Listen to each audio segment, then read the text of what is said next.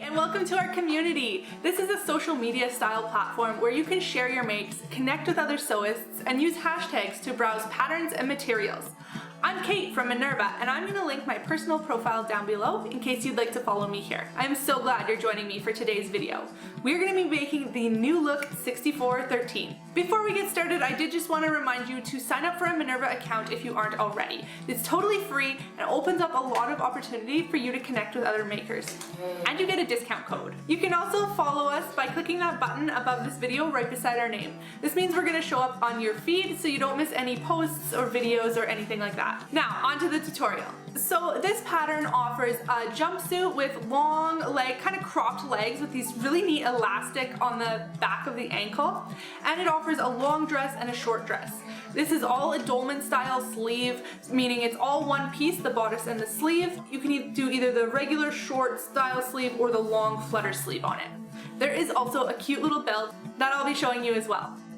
So I made the jumpsuit in this amazing tufted cotton Swiss dot fabric. I used 3.5 meters of this.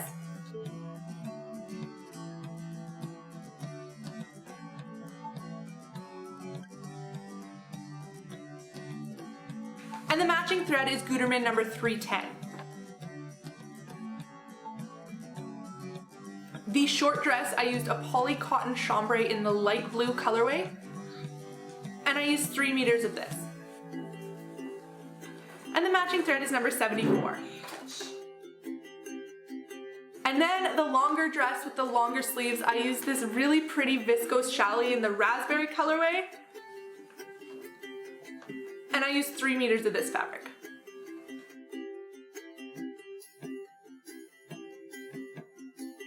The matching thread is number 383.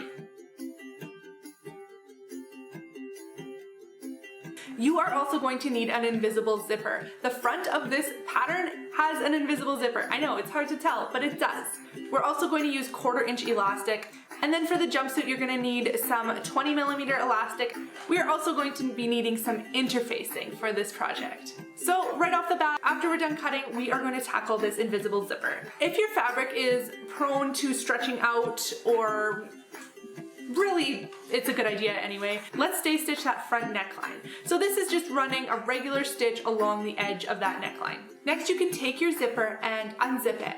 We are going to press the wrong side of this zipper to kind of push the coils out of the way, because we want to stitch right under where those coils are. Make sure you're using a lower heat setting and don't melt the zipper teeth. Next, we're going to take our left bodice piece when worn and put it right side up on our table, then take our zipper and put it right side down on top of that. We're going to lay our zipper down with the coils at 5/8 of an inch away from the edge of the fabric. I also found it handy to mark my seam allowance, so I put a line here at 5/8 of an inch, and that's where I lined up my zipper coils. We also want it to be 3/4 of an inch down from the top so that we have a good amount of seam allowance there when we attach our facing. Now we're going to stitch this down all the way down to that notch, making sure we are reinforcing with a back stitch. Now we're going to repeat this on the other side of the bodice. It can be tricky to line things up, so using some wash away double-sided tape or hand basting can be really helpful. Make sure your zipper is up when you are lining things up so that that's where it's going to sit when it's finished. Then we're going to lay our front bodice pieces right sides together and finish off the end of that seam. Now we can cut off the bottom if we have excess on our zipper. Honestly, I'm not sure what the answer is here. The first version I tried was the jumpsuit, and I cut this off 5/8 of an inch after the bar tacks that it recommends, and it does give a little bit of a bump. The next one I cut off longer, still gives a little bit of a bump, and the final one I left it long into that skirt seam, and it still gives a little bump. So honestly, I'm not sure. It does get better after I wash it, but I think maybe I'm just not a fan of the front zip look because of that. For that reason, I also think that I could stand to size down a couple sizes, and that might help as well. Next, we're going to take the back bodice pieces and stitch them right sides together, and then stitch the back bodice right sides together with the front bodice at the shoulder seams. Now we're going to interface the back and front facing pieces and finish off the outer edge of that facing. So here is the two facing pieces, and what you want to do now is connect them together at the bottom where the notch is down to the end of the facing. You're just going to do this with a regular straight stitch, remembering to backstitch at the beginning and end. And you can open it up and attach the back facing piece to these two front facing pieces at the shoulder seams, again just with a regular straight stitch. Then it's ready to add into your garment. Then you can take the inner edge and attach it right sides together with our bodice. Along the front of where the zipper is, you're going to be using a 1/2 inch seam allowance so that we're making sure we're staying enough away from that zipper. Then you can trim and notch the seam allowance and turn it right sides out. We're also going to understitch along the neckline on the back where we can. Then you can tack the facing down on the center back seam as well as the 2 shoulder seams. This is also a great time to hem the sleeves. The pattern just allows for a 1/4 inch, but you could probably go a lot higher if you want a deeper hem. Next, we're going to stitch this short little underarm seam. To do our pants, we are going to take the 2 front pant pieces and attach them at the crotch curve. And we're going to do the same thing with the back pants pieces. Then we can open these up and add our pockets on. So the pockets line up at the top along the top edge of the pants and of the skirt. So stitch those down with a 3/8 inch seam allowance. Then we can open that up and press them. Then we can line up our front and our back and stitch down the side seam until we get to that pocket notch, skip over the rest of the pocket till the next notch, and then stitch all the way down. You'll also need to stitch around the pocket bag.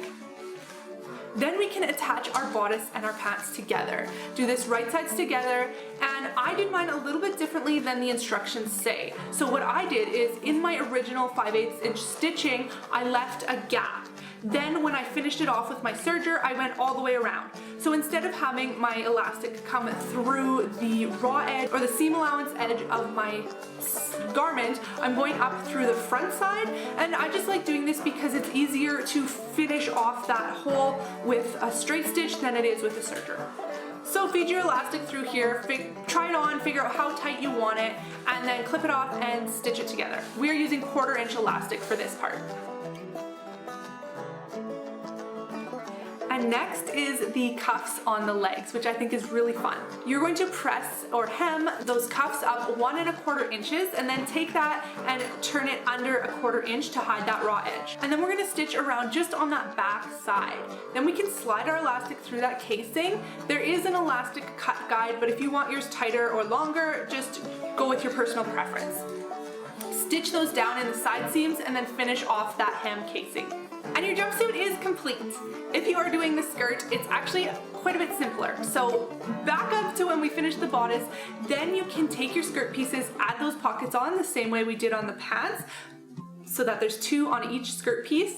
Then we are going to attach the 2 skirt pieces together the same way we did with the pants, making sure we're leaving that gap for the pocket opening. Hem the bottom of your skirt, attach it to the bodice, and it's done. If you are doing the side slit, make sure you stop sewing at that notch, then press things open and top stitch around to give you a nice little side slit. And now for version E, the little belt. Take 2 of the tie pieces and put them right sides together, stitching around 3 sides. Do the same with the other tie pieces. Then we're going to clip things, trim things, turn it right side out, and press it all down. Next we can interface the front and back pieces. Then we're going to take the front and the back piece, lay them right sides together, sandwiching those tie pieces inside. So you're going to want to make sure that they are centered along those short edges. Stitch around, starting just to the side of the center of the bottom of the belt. Stitch the rest of that bottom up the side, short side, across the top, down the other short side, and back down the bottom, leaving a gap for you to turn this belt right side out. Clip all the corners, trim what you want, and then turn it right side out, press it, and do an invisible or ladder stitch to close up that opening. It adds a lot of detail to any outfit, and it can be mixed and matched as you please. Thank you so much for watching, liking, sharing, saving, following, commenting, and for being part of this community. I cannot wait to see what you create. Happy making!